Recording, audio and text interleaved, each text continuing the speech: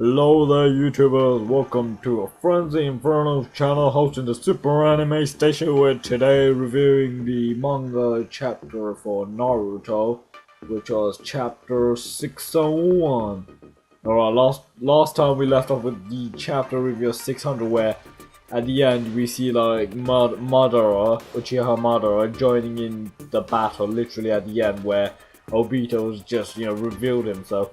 So at this point right now, Madara is like, oh, it's just apparently Obito, that's just a shadow clone of Obito or something like that. And then you see that everyone's just shocked to see that Madara's there, like, because remember, he was fighting against the 5 Kages, which makes you think, how on earth, this guy must be so OP that he took down 5 Kages. It's just insane, because, and he's not even, well, considering he does have 2 ocular powers, ocular vision powers. If you don't know what that means the visual powers like the Byakugan, the Sharingan and the Rinnegan. So for Uchiha Madara's case, it's the Rinnegan and the Mangekyo Sharingan. So like at this point everyone's like crap, what the hell is going on?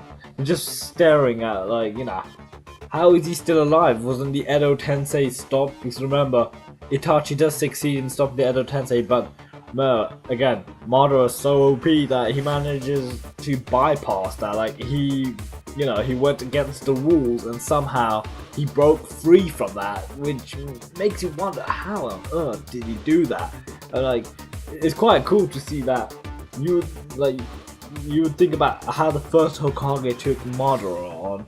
Okay, now going back, everyone's just discussing about who the heck, how the heck he survived all that, and then Madara starts talking about what happened. Why wasn't I revived by the what was it called? I can't remember what the technique's called, but by Nagato's technique. That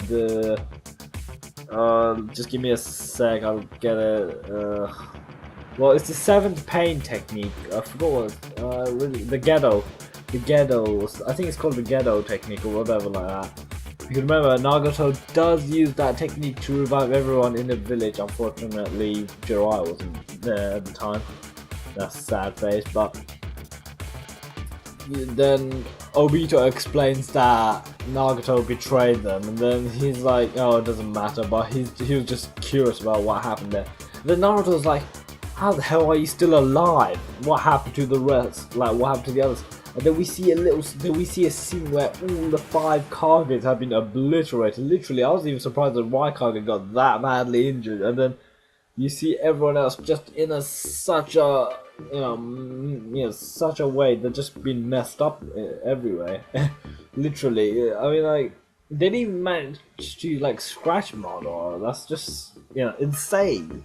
And then you see that Tsunade is just barely hanging on for her life, and then she summons her Katsui, the slug, and then at this point, she doesn't really explain what to do, but except she says gather up all the Kages, and then she'll use a technique to save them, because they are literally approaching death.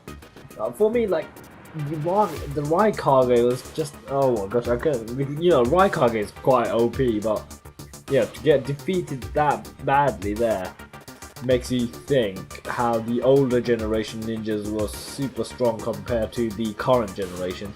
And then obviously we go back to Naruto and all that.